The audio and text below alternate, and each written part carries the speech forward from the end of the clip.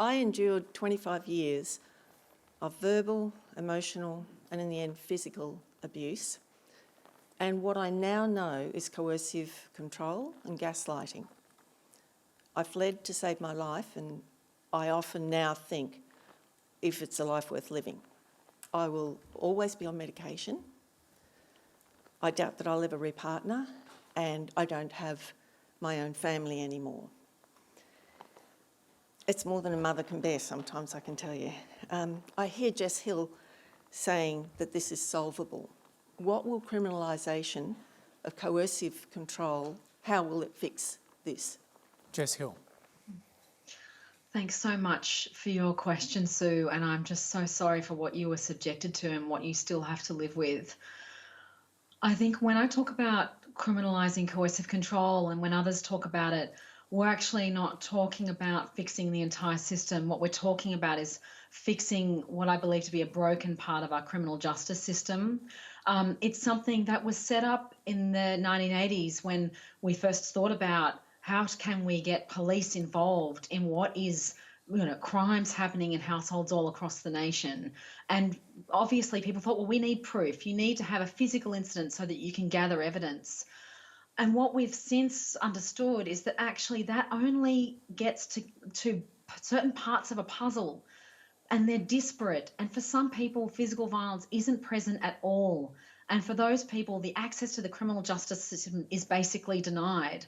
And so what we're proposing with criminalising coercive control is to make the entire arc of what you were subjected to visible, not just the physical incidents, not just the things that our criminal justice system recognises now, but everything from the start to the finish, so that we understand what the risks are, what the damage has been, and how dangerous the offender is. And I think that once we understand coercive control from a criminal justice system perspective, it has a flow-on effect to how coercive control is understood from a health perspective in the family law system, and also how it's reported, because the way that crime and domestic violence crime is reported in the media is based on assault. So general public understands domestic violence primarily through the lens of assault and not as it actually is, which is, in the majority of cases that are serious, coercive control. Reid. Yeah, look, I really commend Jess for the work that she's done in putting even just the terminology of coercive control into the mainstream in Australia. That's huge. What I am concerned about, and I certainly don't think we're disagreeing with each other in any sense, is that it is, for many reasons, it seems to be easier in Australia to reform legislation than it is to reform policing. And my concern is that one of the potential wonderful effects of criminalising coercive control is that it broadens the type of evidence, for example, that can be brought. And my expertise is with sex crime rather than domestic and family abuse, but this is where they overlap, where we hear from a lot of survivors that they don't feel like they have the opportunity to actually tell their story and give any context because, as Jess was saying, the law is only set up to deal with these specific instances. What I'm concerned about is that at the moment, for example, it takes easily 3, 4, 5 years for an allegation of any kind of sex crime matter to make it from preliminary complaint through to trial. If we're broadening the types of matters that can be considered criminal, that would need to happen with such an incredibly huge extra commitment of resourcing and not just training, but retraining, learning for police and unlearning.